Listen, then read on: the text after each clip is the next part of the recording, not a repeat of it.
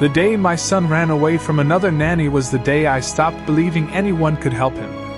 I never thought I would hear those words come out of Vincent Moretti's mouth, but at the time, I had never met him. My name is Hannah Brooks, and while one of the most powerful men in Chicago was slowly losing hope inside a mansion overlooking Lake Michigan, I was finishing a double shift at a small diner on the south side of the city. Our worlds could not have been farther apart. Yet somehow, they were already moving toward each other. Inside the Moretti estate, silence had become a rare luxury. 3-year-old Ethan Moretti had rejected every nanny his father hired. Some lasted a week. Others barely survived a day. The child screamed when strangers approached him. Refused meals. Refused naps. Refused comfort. The expensive toys remained untouched. The beautiful nursery stayed empty. Every solution Vincent paid for seemed to fail. The staff whispered about it in hallways. The housekeepers exchanged worried looks. Even the family doctor admitted he had never seen a child resist care so completely. Ethan had changed after losing the person who used to make his world feel safe. Since then, nobody had been able to reach him. Not therapists. Not caretakers. Not experts with impressive credentials.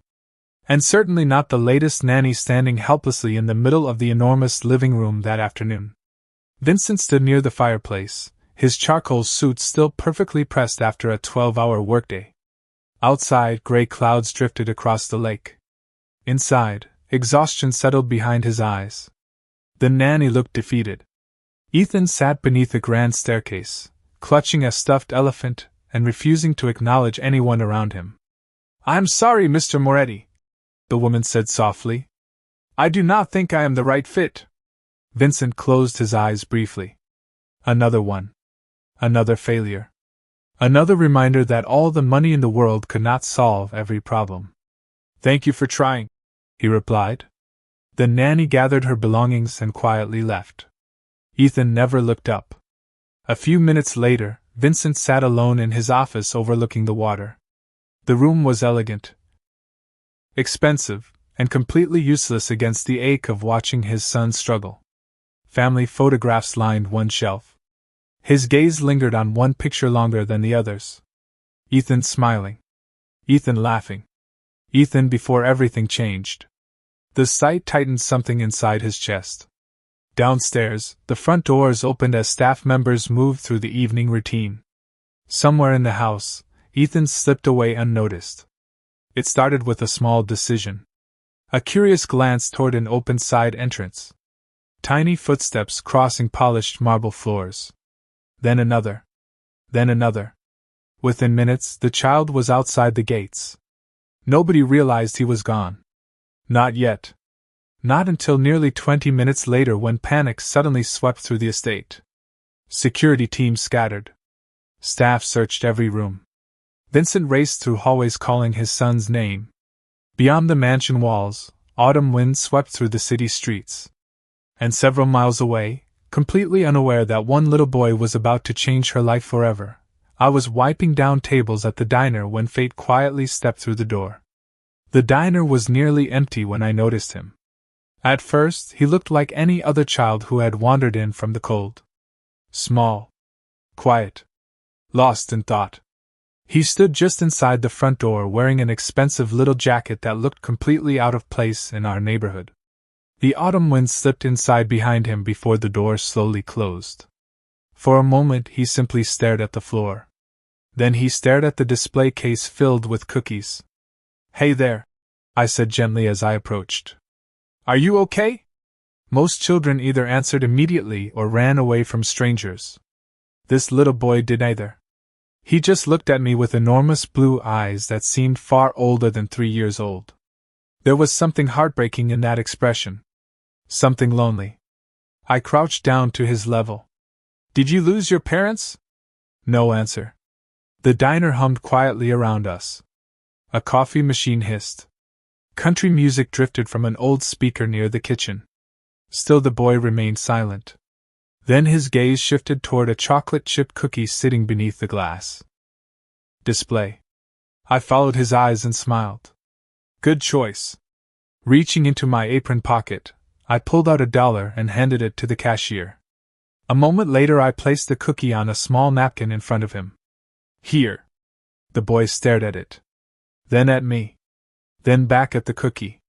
You do not have to talk, I said softly. Sometimes cookies work better than words anyway.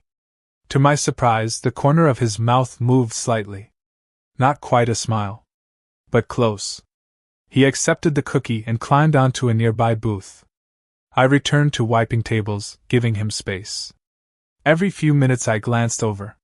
He remained there quietly nibbling tiny bites while swinging his legs beneath the seat. Strange as it sounds, he looked comfortable. Safe. As though the noise of the diner somehow bothered him less than silence. 20 minutes passed. Then 30. My concern slowly grew. No parent had appeared. No frantic phone calls. No missing child announcement. Finally I sat across from him. Okay, buddy. I think we should figure out where you belong. He looked at me carefully. Then something unexpected happened. Without warning, he slid across the booth and climbed into my lap as if he had known me forever. I froze. So did the cashier. So did a truck driver drinking coffee nearby. The little boy simply rested his head against my shoulder and continued eating his cookie. My heart melted instantly. Well, I whispered. That is new. He smelled faintly like baby shampoo and fresh laundry. Not neglected. Not abandoned. Just lost. Very lost. Before I could decide what to do next, the diner door burst open. Several men in dark suits entered, scanning the room with obvious urgency. Their eyes landed on the child. Relief flooded their faces. One reached for a radio clipped to his jacket. We found him. The boy immediately tightened his grip around my neck. And for the first time all evening, fear appeared in his eyes. The boy's small arms wrapped around my neck with surprising strength. I could feel his heartbeat through his jacket. Fast. Nervous. The men in suits stopped several feet away, as if they already knew rushing forward would make things worse. One of them lowered his radio and offered a careful smile. Hey, buddy, he said softly. We have been looking everywhere for you. The little boy buried his face against my shoulder. His fingers tightened around the fabric of my uniform. I exchanged a confused glance with the cashier. Nobody seemed sure what to do next. Is he your son? I asked. No, ma'am, the man replied respectfully. We work for his father. Father. At least that explained why the child looked so well cared for. Before I could ask another question, the diner door opened again. This time the entire room seemed to react. Not dramatically. Just enough. The truck driver near the counter looked up. The waitress carrying coffee paused mid-step. Even the men in suits straightened immediately. A tall man entered wearing a dark overcoat over an expensive charcoal suit. Rain glistened on his shoulders. His expression remained calm, but there was something in his eyes that revealed he had been worried for a very long time. The moment he stepped inside, the child in my lap lifted his head. For the first time since I met him, genuine emotion flashed across his face. Not fear. Recognition. Ethan, the man said quietly. The little boy stared at him. Neither moved. The silence stretched between them. Then the man exhaled slowly, as though simply seeing his son had allowed him to breathe again. You scared everyone. Ethan looked down. I suddenly felt like an intruder standing in the middle of a private moment. Carefully, I shifted the child slightly. I think he belongs with you. The man approached the booth. Up close, he looked even more impressive. Not because of his clothes or obvious wealth. Because of the authority that seemed to follow him naturally. Yet when he looked at Ethan, all of that disappeared. He simply looked like a tired father. Thank you, he said. His voice was low and sincere. You have no idea how much. I smiled awkwardly. He mostly just wanted a cookie. For a second, something almost resembling amusement crossed his face. Then Ethan surprised everyone. Instead of reaching for his father, he leaned toward me and pressed a quick kiss against my cheek. The entire diner froze. The men in suits exchanged stunned looks. The cashier actually gasped. Ethan immediately settled back against me as if nothing unusual had happened. I blinked. "Well," I whispered. "That was unexpected." The father's expression changed completely. Shock. Genuine shock. One of the security men quietly muttered, "I have never seen him do that." Neither had his father apparently. His gaze shifted from Ethan to me and back again. Questions filled his eyes. Questions nobody seemed able to answer. Finally, Ethan allowed his father to lift him into his arms. Yet even then, the child kept looking over Vincent Moretti's shoulder at me.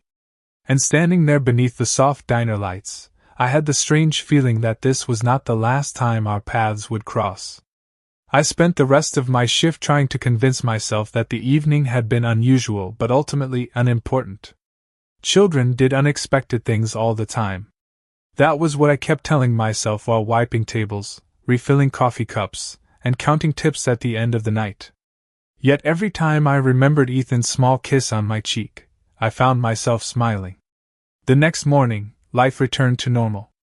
Or at least it tried to. I woke before sunrise, checked on my mother, paid a stack of bills that seemed determined to multiply, and headed toward the diner for another long day. The city looked gray beneath low autumn clouds. People hurried along sidewalks clutching coffee and umbrellas. Nobody paid attention to a tired waitress trying to make rent. Which was exactly how I liked it. Around 11 o'clock, the lunch rush began. The diner filled with office workers, delivery drivers, and regular customers who ordered the same thing every week. I was carrying a tray of iced tea when the front door opened, and the entire room seemed to shift. Not dramatically. Just enough. Several customers glanced up. The owner straightened his posture. Even the cashier looked surprised. I followed their attention and nearly dropped the tray. Vincent Moretti stood near the entrance. Today he was not wearing an overcoat. Just a perfectly tailored dark suit that somehow made our small diner look even smaller. For a second, I wondered if he had come to retrieve something. Ethan had forgotten. Then I noticed he was holding a paper bag from an expensive bakery. Our eyes met. He walked toward me. "Good morning," he said. "I think it is still morning." "Barely," I replied. "Did your son lose another cookie?" To my surprise, Vincent smiled. The expression transformed him. He looked less intimidating and more human. "No." He lifted the bakery bag slightly. "This is a thank you." I stared at it. "For what?" "For helping Ethan. I gave him a cookie." "You gave him something none of the professionals could." His voice softened. "You made him feel safe." The words landed heavier than I expected. Before I could answer, the owner suddenly appeared beside us. "Mr. Moretti," he said nervously. "Can I get you a table?" Vincent barely looked away from me. "Thank you. I will only be a moment." The owner nodded so quickly it was almost impressive. Once he disappeared, I folded my arms.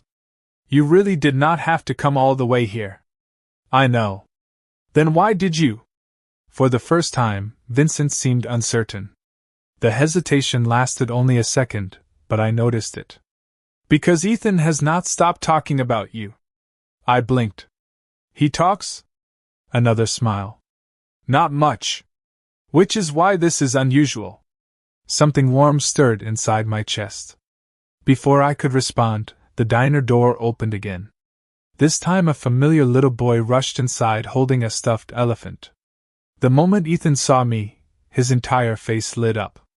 And then he ran straight toward me as if I were someone he had been missing for years. The little boy nearly collided with my legs before I could react. 1 second he was across the diner. The next he was wrapping his tiny arms around me with complete confidence. Laughter rippled through the room. Even a few customers smiled at the sight.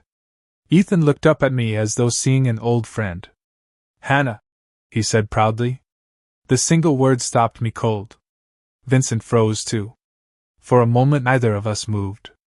"You remembered my name?" I asked softly. Ethan nodded. Then he pointed toward the cookie display. Cookie. I laughed. Of course. Behind me, I heard one of Vincent's security men quietly mutter. He barely says 10 words a day. The comment made my smile fade. I glanced at Vincent. His expression remained calm, but something deeper lingered behind his eyes. Hope. Careful hope. The kind people carried when they were afraid to believe good news. A few minutes later, Ethan sat in a booth coloring on a paper placemat while I brought him another cookie. The entire time, he remained unusually relaxed. No signs of the fear I had seen the night before. No tension. No distress. Just a happy little boy drawing crooked circles with a blue crayon. Vincent watched from across the table. This is different, he admitted quietly. What is? Everything. He glanced toward his son. Normally he does not stay engaged this long. I followed his gaze. Ethan looked completely absorbed in his masterpiece. Maybe he likes the crayons. Vincent actually laughed. The sound surprised both of us. It was not the controlled smile I had seen before. It was genuine. Warm. Human. You always make things sound simple. Sometimes simple things work. For a moment neither of us spoke. The diner bustled around us. Coffee cups clinked. Orders were called into the kitchen. Outside, light rain drifted across the windows. Finally Vincent leaned forward slightly. I would like to ask you something. The serious tone in his voice immediately made me nervous. That depends. On what? Whether it involves moving a body. He stared at me for 2 seconds before realizing I was joking. Another laugh escaped him. No good. I need temporary help with Ethan. My smile faded. There it was. The thing I had secretly expected since the moment he walked through the door. Mr. Moretti, Vincent. Vincent, I corrected carefully. I am a waitress. I know. I am not a nanny. I know that too. His gaze remained steady. But Ethan trusts you. The words hung between us. Across the booth, Ethan suddenly abandoned his crayons and climbed into the seat beside me instead. As if he wanted to strengthen Vincent's argument personally. I shook my head in disbelief. You planned this, did not you? Ethan grinned. Vincent looked suspiciously amused. For the first time in months, the little boy seemed genuinely happy. And for reasons I could not explain, that mattered to me more than it probably should have. Then Ethan reached for my hand and refused to let go. And judging by the look on Vincent Moretti's face, neither of us knew what to do about it. For the next 3 days, I tried to avoid giving Vincent an answer. Unfortunately, Ethan had other plans. Every afternoon, a black SUV appeared outside the diner at almost exactly the same time. Every afternoon, a small blond boy climbed out holding his stuffed elephant. And every afternoon, my carefully constructed excuses became a little harder to maintain. The arrangement started innocently enough. Ethan would sit in a booth near the window while I worked. He colored. He ate cookies. Sometimes he watched cartoons on a tablet. Most importantly, he smiled. The change was impossible to ignore. Even the diner owner noticed. That kid looks happier every day, he said one evening while refilling salt shakers. I glanced toward Ethan. He was laughing at something a customer had said. The sound made me smile before I could stop myself. Yeah, I admitted quietly. He does. Vincent noticed too. Of course he did. Every day he arrived after work to pick Ethan up. Every day he found his son calmer, more relaxed, more willing to speak than before. One rainy Thursday evening, the diner closed early because of a plumbing issue. Customers left. Chairs were stacked. The neon sign flickered against the dark windows. Ethan sat beside me drawing a picture while Vincent reviewed emails on his phone. For a few minutes, the three of us existed inside a strange little bubble of normalcy. Then Ethan held up his drawing proudly. Look! I examined the page. 3 stick figures stood beneath a giant yellow sun. 1 small figure. 1 tall figure. one noticeably round figure with curly lines representing hair. "Is that me?" I asked. Ethan nodded enthusiastically. "And Daddy?" He pointed toward the second figure. Vincent looked up from his phone. His expression softened immediately. "Who is the third person?" Ethan stared at the drawing as if the answer should have been obvious to everyone. "Hannah." Silence settled over the diner. Warm. Unexpected. Dangerous. My heart squeezed. Slightly. Vincent looked at the picture for a long moment before carefully placing his phone down. "He usually only draws himself," he said quietly. I did not know what to say. Neither did he. Fortunately, Ethan solved the problem by climbing into my lap and demanding another cookie.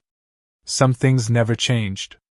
A little later, after Ethan fell asleep in a booth with his stuffed elephant tucked beneath his arm, Vincent and I stood near the front windows watching rain slide down the glass. The city lights blurred beyond the storm. "You were right," he said suddenly. "About what?" "Simple things." I looked at him. "You still have not explained why everyone seems afraid of you." A smile touched the corner of his mouth. "Maybe one day." "That is not an answer. It is the only one you are getting tonight." I laughed softly. For a moment neither of us spoke. Then Vincent's expression became serious. "Hannah, I would like you to spend more time with Ethan." The request felt different this time. More honest. Less like a job offer. More like trust. And looking through the rain-streaked glass, I realized something surprising. Somewhere between cookies, coloring books, and ordinary afternoons, a lonely little boy had started bringing life back into a house I had never even seen. 2 weeks later, I found myself standing inside the Moretti estate for the first time. The mansion overlooked the lake, its tall windows reflecting the pale winter sunlight. Everything about the place felt elegant, polished, and intimidating. Yet the moment Ethan spotted me from across the foyer, all of that disappeared. "Hannah!" he shouted before racing toward me with his stuffed elephant tucked beneath one arm. I barely had time to kneel before he wrapped himself around my neck. Nearby staff members exchanged amused smiles. Apparently this had become a familiar sight. "I think he missed you," Vincent said as he descended the staircase. He looked relaxed for once, dressed in a dark sweater instead of a suit. Somehow that made him seem even more approachable.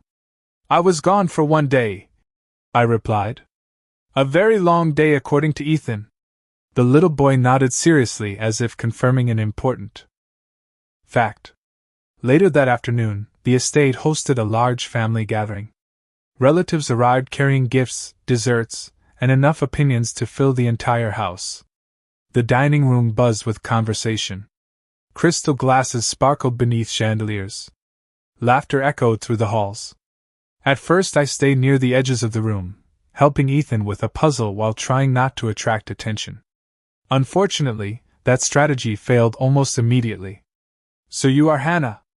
I looked up to find an elegant older woman smiling warmly. "I am Vincent's aunt." Before I could answer, Ethan climbed directly into my lap. The woman raised an eyebrow. "Well, that answers several questions." Throughout the afternoon, the pattern repeated itself. Relatives greeted Ethan. Ethan politely tolerated them for a few minutes. Then he returned to me. When cousins offered toys, he brought them back to my side of the room. When family members invited him to sit elsewhere, he eventually wandered back.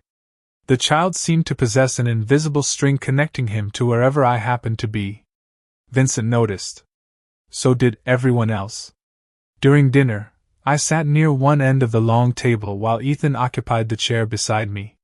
Halfway through the meal, one of Vincent's cousins laughed softly. "This is incredible." "What is?" Vincent asked. 6 months ago, Ethan barely sat through dinner. The cousin gestured toward the little boy happily eating mashed potatoes. "Now look at him." Several relatives nodded in agreement. Pride flickered across Vincent's face. Not pride in himself. Pride in his son. The sight made my chest ache unexpectedly. Then came the moment that changed everything. Ethan climbed down from his chair and walked around the table. Everyone assumed he wanted another cookie. Instead, he stopped beside me and lifted his arms. I picked him up automatically. He settled against my shoulder with a content sigh. Silence spread slowly through the dining room. Not uncomfortable silence. Curious silence. Then an older relative smiled knowingly. "I have to ask," she said. "Is Hannah his nanny or his mother?" The entire room froze. My heart skipped. Vincent looked up sharply. Ethan simply tightened his arms around my neck as though the answer was obvious. And in that suddenly silent dining room, nobody seemed quite sure how to breathe. For several seconds, nobody spoke. The chandeliers continued glowing above the dining room. Silverware rested untouched beside half-finished meals. Even Ethan seemed to sense something important had happened. He remained comfortably settled in my arms while every adult at the table processed the question. I felt heat rising into my cheeks. "I am definitely not his mother," I said finally, attempting a laugh. A few relatives smiled politely. Others exchanged knowing looks that did not make me feel any better. Across the table, Vincent lowered his gaze to his wine glass for a moment before looking back at his son. Ethan, meanwhile, appeared completely unconcerned by the conversation. He simply rested his head against my shoulder and reached for a dinner roll. The normalcy of the gesture somehow made everything more emotional. The evening continued after that, but something had changed. Not dramatically. Just enough. Family members treated me less like an employee and more like someone who belonged there. It was both comforting and terrifying. By the time dessert arrived, Ethan had fallen asleep in my arms. The long day had finally caught up with him. His small hand still held the ear of his stuffed elephant. The sight made several relatives smile. "He looks peaceful," Vincent said softly. Vincent glanced toward his son. "He does." The pride and relief in his voice were impossible to miss. Later that evening, after the guests had gone home and the staff began cleaning the dining room, I carried Ethan upstairs to his bedroom. Moonlight filtered through the large windows overlooking the lake. The room felt warm and safe. Carefully, I tucked the blanket around him. He shifted slightly in his sleep. "Good night, buddy," I whispered. I turned toward the door. Then a tiny voice stopped me. "Mama!" I froze. The room seemed to stop breathing. Slowly I looked back. Ethan's eyes remained closed. He was still asleep. The word had escaped naturally. Unconsciously. As though it had come from the deepest part of his heart. My own heart shattered and healed at the same time. Tears instantly filled my eyes. For one painful moment, I understood exactly how much this little boy had been missing. How much love he still carried. How much he wanted someone to stay. A quiet sound behind me made me turn. Vincent stood in the doorway. He had heard it too. Neither of us spoke. Neither of us knew how. The moonlight cast soft shadows across the hallway. Ethan slept peacefully between us. Vincent's expression looked completely different from anything I had seen before. Not powerful. Not confident. Not guarded. Vulnerable. The realization seemed to hit him with the same force it hit me. He looked toward his son. Then toward me. 1,000 emotions passed through his eyes. Hope. Fear. Gratitude. Longing. Finally, he exhaled slowly. "I should probably apologize," he said quietly. I wiped at my eyes and laughed through the tears. "For what?" His gaze lingered on Ethan. "Because I do not think he is going to let you leave any time soon." The joke should have lightened the moment. Instead, it made something tighten painfully inside my chest. Because standing there beneath the moonlit hallway, hearing that single word still echo in my mind, I realized something far more frightening than Ethan's attachment to me. Part of me did not want to leave either. Winter arrived quietly after that. Snow gathered along the lakefront. Holiday lights appeared across Chicago. And somehow, without either of us planning it, I became part of the rhythm of the Moretti household. What began with cookies and coloring books slowly turned into something deeper. Ethan laughed more. Slept better. Talked more than anyone thought possible. The staff noticed. The doctors noticed. Most importantly, Vincent noticed. One snowy afternoon, I arrived at the estate carrying a paper bag filled with gingerbread cookies. Ethan met me at the front door before the butler could even open it. "Hannah!" he shouted. His excitement made me laugh every single time. "I brought reinforcements," I said, lifting the bag. "Cookies!" He gasped dramatically and grabbed my hand. A few minutes later we sat at the kitchen island decorating gingerbread men, with enough frosting to concern several nutritionists. White icing covered Ethan's fingers. Green sprinkles somehow ended up in his hair. The kitchen staff pretended not to notice. Across the room, Vincent leaned against the counter watching us. Not speaking. Just watching. There was a softness in his expression now that had not existed when we first met. The walls around him had begun to disappear. Ethan suddenly held up a crooked gingerbread cookie. "Daddy." Then he pointed toward another one. "Hannah." Finally he placed a tiny cookie between them. "Me." This simple gesture filled the room with warmth. Vincent looked down at the cookies for several seconds. Then he smiled. A real smile. The kind that reached his eyes.